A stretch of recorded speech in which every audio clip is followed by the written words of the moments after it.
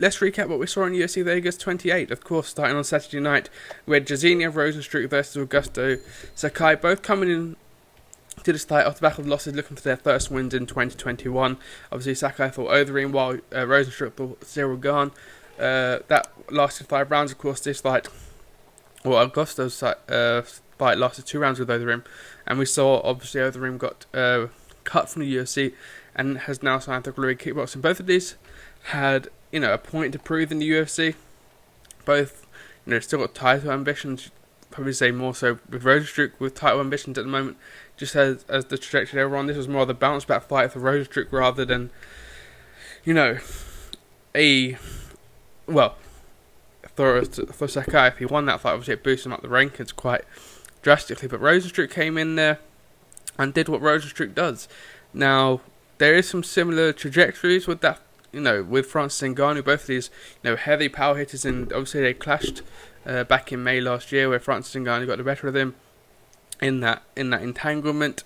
And I guess we could maybe call Ciryl Gane now the Derek Lewis for Jairzinho Rozenstruik, because he came back after some time off, looked very timid, very, gun shy. He wasn't firing on all cylinders, and he came back last night with a vengeance, similarly how Ngannou came back in the rematch against Blaydes after that timid fight against Derek Lewis. So, we look at these heavyweight giants as monsters because of how heavy they hit, but they are human, and sometimes on the night, the mentality can get the better of them. Now, of course, this was in the apex, where, Rozenstruik had only just lost back in February.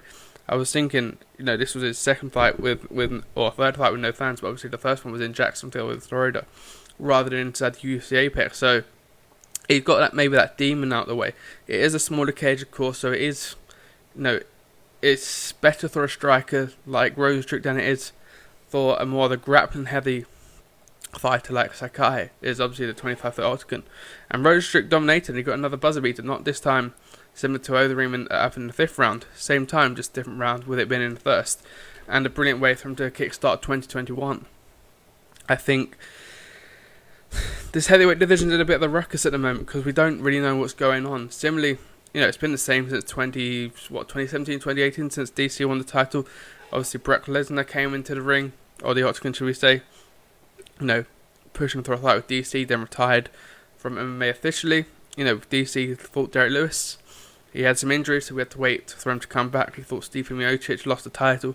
We had to wait a whole another year for that fight again. We saw the trilogy. Obviously, we know what happens with Miocic losing that belt, and obviously we had to wait 6-7 months for him to fight Francis Ngannou. So Rozenstruik's in the same situation Ngannou was 20 months ago. Well, 12 months ago, even when he beat Rozenstruik, and it wasn't if it wasn't for Rozenstruik calling out Ngannou after that impressive win against Overeem, Ngannou probably would have been sitting on the shelf for a little longer than close to probably 15-16 months, as we said. But yeah, it was an interesting one.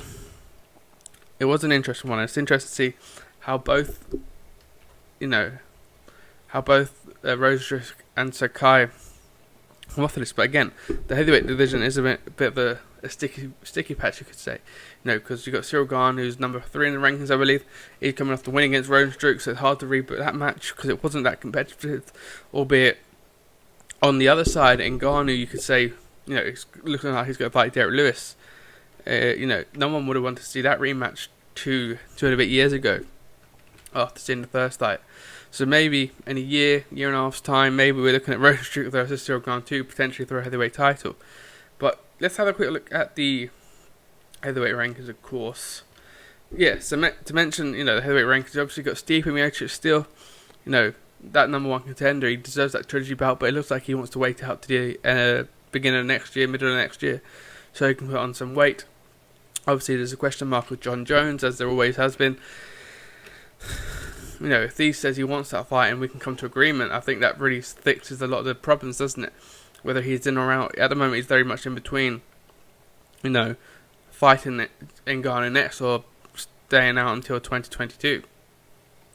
Obviously, you got Derek Lewis, who's second, and probably most likely fighting Ngannou next. But again, when that fight happens, we don't know. A lot of the pay-per-views are, being built up now, at least. So You're probably expecting that in September, maybe October, maybe the August card. But I think that's pushing it a little bit too short. But who knows?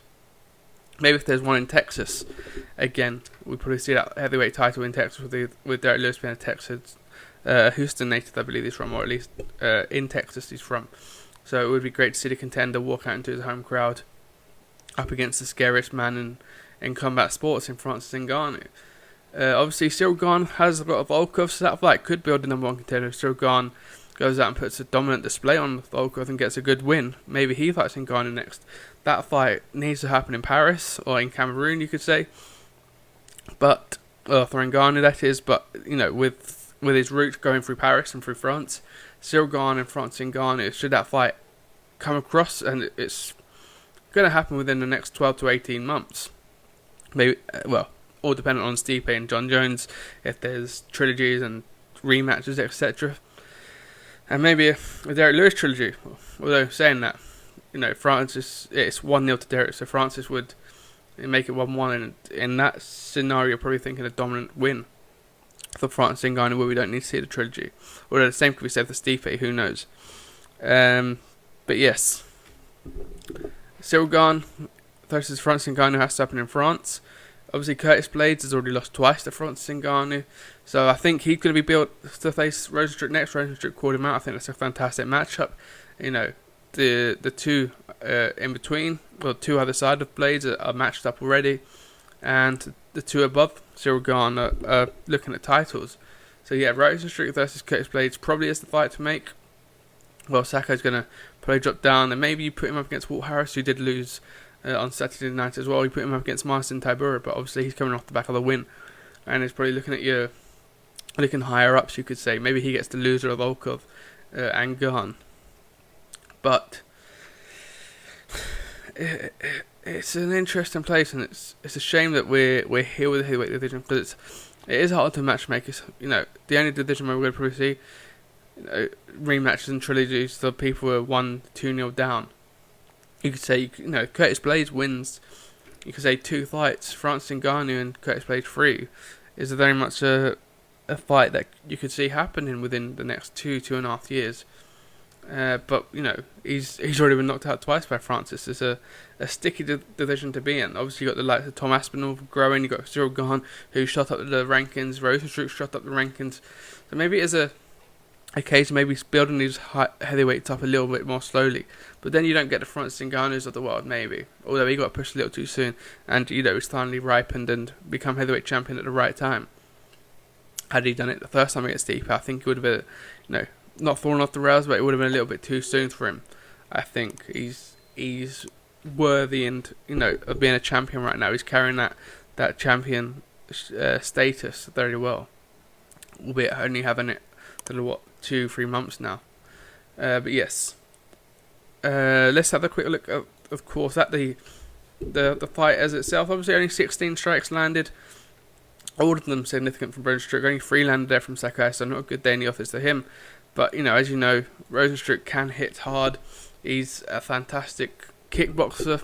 I think he's got 6 wins on his record, and maybe 6 to 4 knockouts, something in that ballpark, which is absolutely phenomenal. He's getting better and growing in MMA, but again, similar to Francis Ngannou. And again, I do think Cyril Gane is his Derek Lewis. It's going to be interesting to see how Rozenstruik develops his overall game. We saw against Stipe in the rematch, Ngannou's takedown defense improved quite vastly in comparison to the first fight that he had with Stipe. So it's just about grinding out and bettering those skill sets, because he's fantastic on the feet. He's got a knockouts punch. He can strike at any moment, as we saw with Overeem. He's got the fastest and latest stoppage in the heavyweight division. So we know what he can bring to the table. Again, it's just adding to the arsenal. And rather than as being a specialist in kickboxing to a more all-round MMA fighter who's good at all bases.